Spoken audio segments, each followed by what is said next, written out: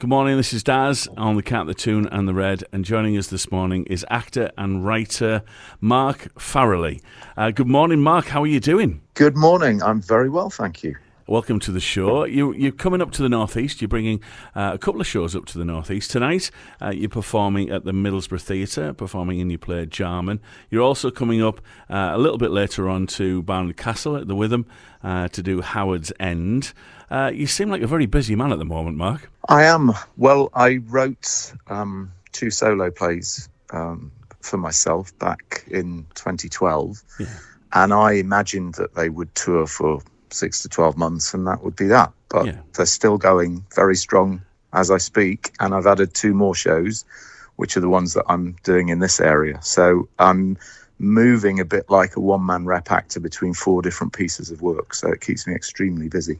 I would imagine your brain would be pretty much full to exploding at the moment. Let's start with the Middlesbrough show. So you're in Middlesbrough tonight. You're playing the show is Jarman, about Derek Jarman, the filmmaker, painter, gardener, and gay rights activist. Can you tell us a little bit about what audiences can expect at the Middlesbrough Theatre this evening?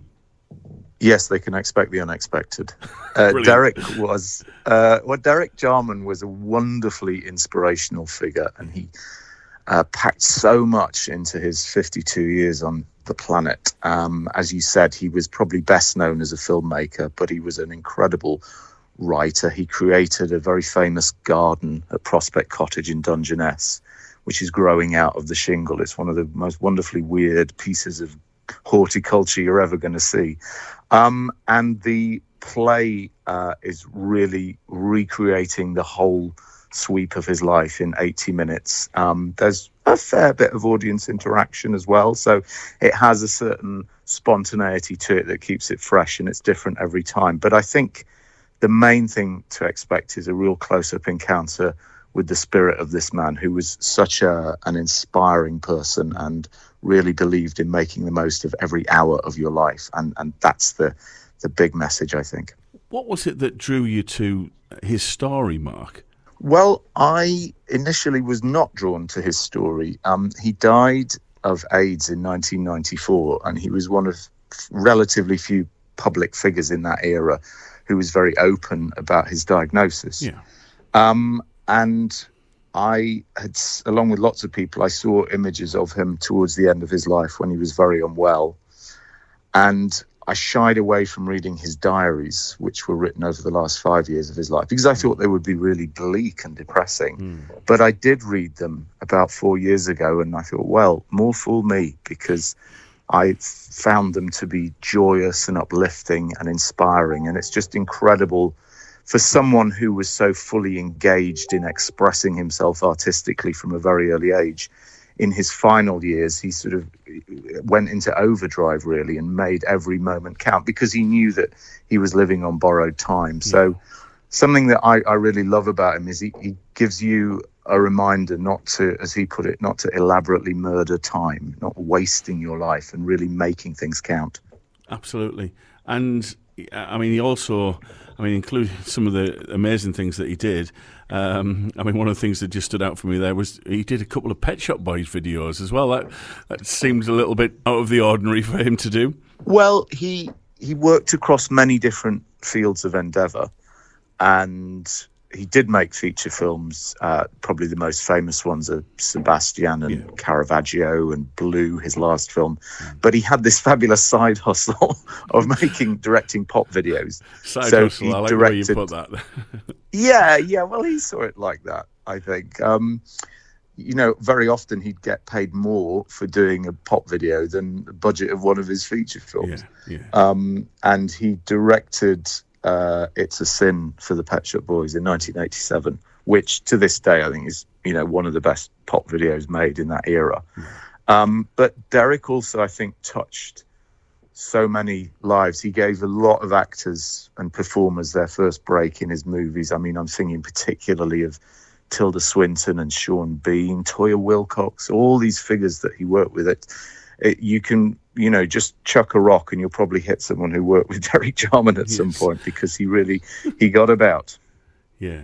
And how are you finding that audiences are reacting to the one-man show as you're travelling around the country? I have found it absolutely amazing. I'm just a few days back from performing for a week in Hong Kong with the show. Wow. So I've got a bit of an international perspective on it now. But I think wherever I go with it, his story really touches people very powerfully, and seems to embolden people to tell me remarkable and inspiring things in the bar afterwards. There's just something about being in the presence of this guy that lifts people and makes people bolder. It's certainly a show where I felt, you know, as being part of it and being a driving force behind it, it keeps making me think that I should be bolder and be doing more. It does have a very energizing and galvanizing effect, and I really noticed that with audiences. Yeah. And you know, you perform internationally. You've performed obviously all around the UK as well. How do audiences differ as you travel around? Do they react differently to the show? I think they do. People pick up on different aspects of it. There's a lot of humour in it. It's a lot of fun. But there are some real tonal shifts in it because I need to portray the closing years of his life as well. Right. And inevitably there's a sorrow to that. And I think it makes a lot of people reflect much more widely on what was lost in that era that is being portrayed. So, yes, I think people key into different parts of the story. You certainly get really interestingly different reactions wherever you go. I wondered in Hong Kong if people would be very quiet, because I'd heard that it's a bit of a theatre going tradition there to watch something in relative silence as a mark of respect. Not so. This show really kind of got them vocalizing and talking, and I depending on the theatre space, I sometimes go in amongst the audience and deliver some of the speeches standing in the seating area with the audience and things like that. And that often kind of gives people permission to get involved in it more. Yeah.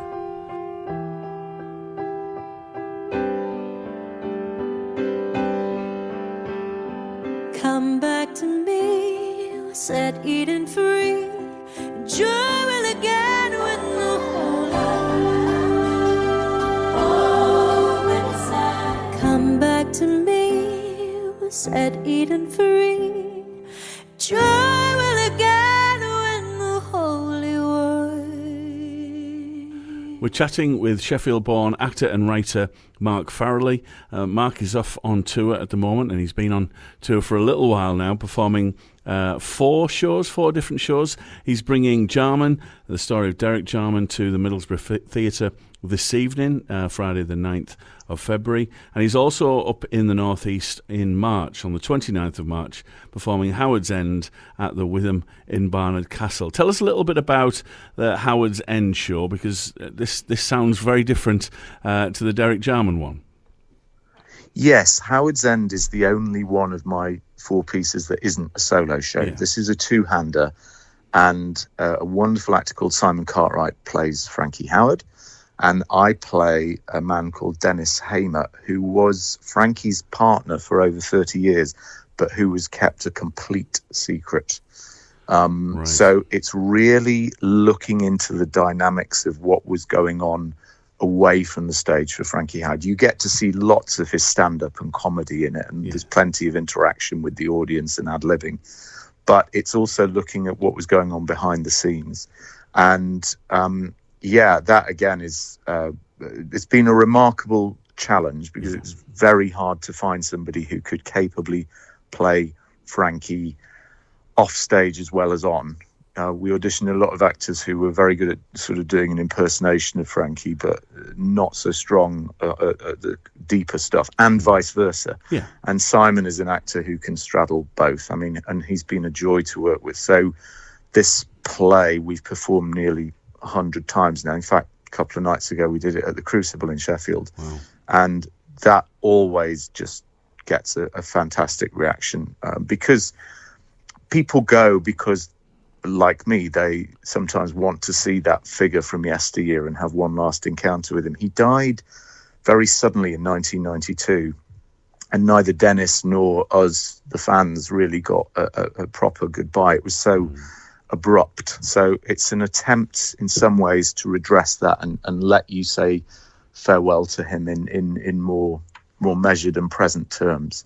So that's obviously, there's a pun in the title, Howard's End, but it's really also, it's indicating that the play is thematically looking at endings. What I really wanted to avoid was to, in inverted commas, only do a straightforward tribute show to Frankie. I felt that the audiences deserved and need more than that and more depth. There's nothing wrong with a tribute show, and if that's what you fancy, go for it. But that's not quite what Howard's End is. There's something more on offer. So that's coming up to the Witham in Barden Castle on the 29th of March. How are you finding this touring, Mark, where you're doing a lot on your own at one-man shows, and then is it relief working with Simon and getting to see somebody else and perform with somebody else, or do you enjoy that solo aspect to your work? I would say I really, really enjoy the solo life. Yeah. I've worked, for many, many years in theatre and have been part of some very big shows, big touring companies. I worked for Alan Ayckbourn at one point. I was in the West End with Matthew Kelly in Who's Afraid of Virginia Woolf. But things changed within my own life. I had some real reverses and setbacks and losses. And I just started to feel the desire to write. And funnily enough, it never really occurred to me not to write just for one voice, because I think although all of my shows are biographical, inevitably there are aspects and elements of my own life that are filtered in there somewhere. So yeah, I really, really enjoy it. And having started it really as, simply a passion project that I thought would last for a few months, it has become a way of life, because I've, as you implied, I've added 2 pieces to the initial 2 that I had and then work those 4 in rotation. I love the fact that it's a different audience, a different venue, and more often than not, a different play from one night to another. So, next week, for example, I'm playing Quentin in London and then in Lowestoft, and then it's back to Jarman. And I think there are only, as far as I'm aware, about 4 or 5 of us in the country who have created for themselves this particular kind of acting career. But to me, it's hugely rewarding because I'm the only one doing this particular thing.